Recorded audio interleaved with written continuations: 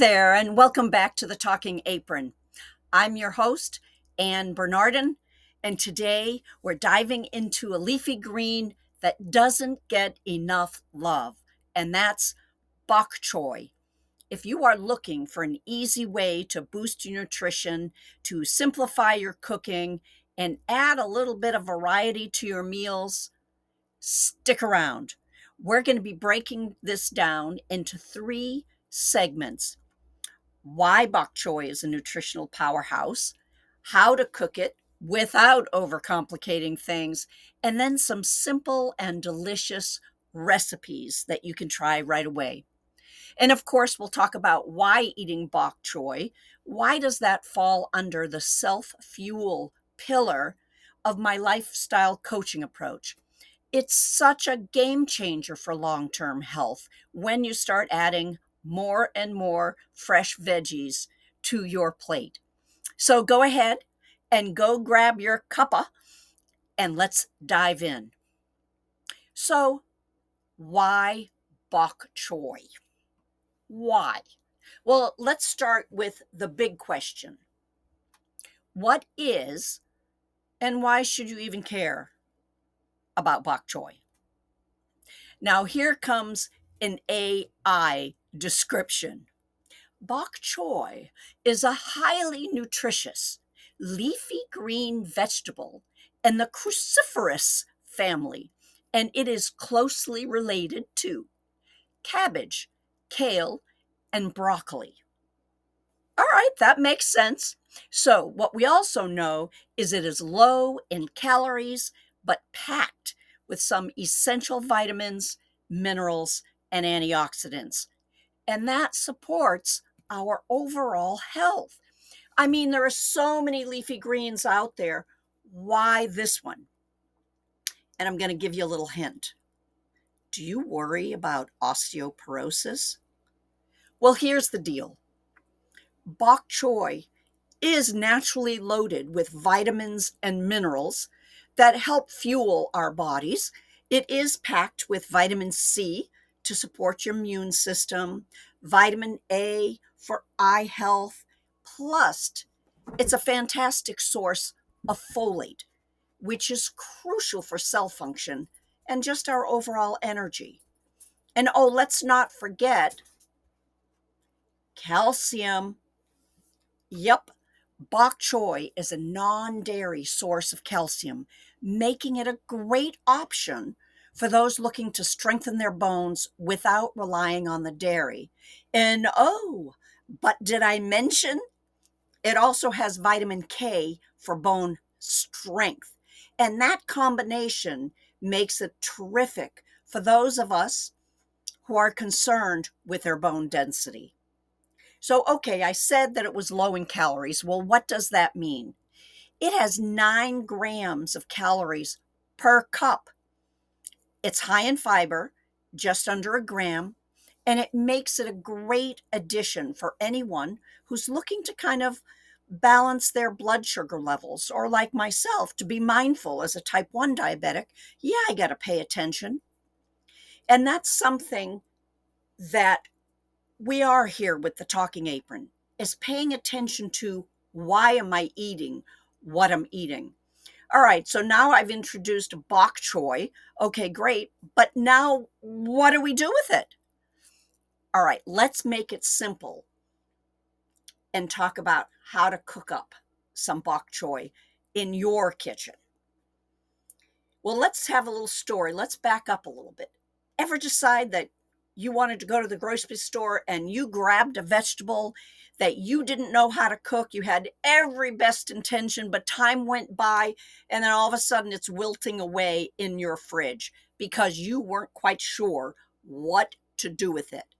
Yup, we have all been there. Bok choy might look fancy, but trust me, it's one of the easiest greens to cook. And here's the secret: you can eat both the leaves and the crunchy white stems. That's right, don't throw those stems out. The key is to separate them when you're cooking them, since the stems may take a little bit longer to soften. So here are a few ways to cook. First is sauteing. Heat a little olive oil or sesame oil in a pan. You're going to toss in the chopped stems first, let them soften for a few minutes, and then you're going to be adding the leaves. Put in a little splash of soy sauce, some garlic, maybe some sesame seeds, and you've got that flavorful dish in under 10 minutes. Now that's sauteing. Now we're talking about steaming. That's perfect for keeping things light and crisp.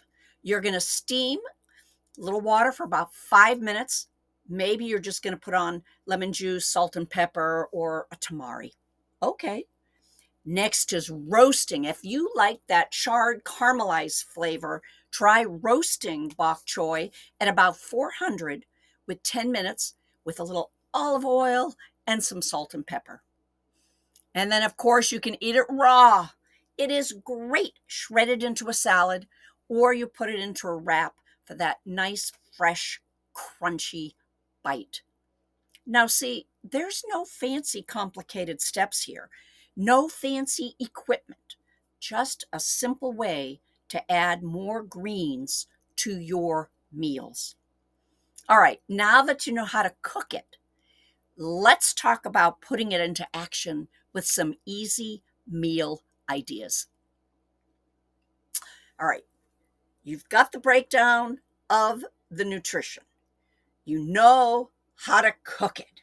So first up, a stir fry. You saute the bok choy like I spoke about just a little bit ago, garlic, maybe a little ginger, maybe a little bit low sodium soy sauce. But now we're going to add our protein. Whether you use tofu, shrimp, or chicken, you're going to throw that in, but then you're going to serve it over a grain, perhaps like brown rice or quinoa. And then you're even going to add it, maybe over a cup of warm lentils. That's one idea. Now we're going to talk about ginger garlic bok choy soup. It's warm and nourishing soup. Put in some chicken or vegetable broth, fresh ginger, garlic, and bok choy.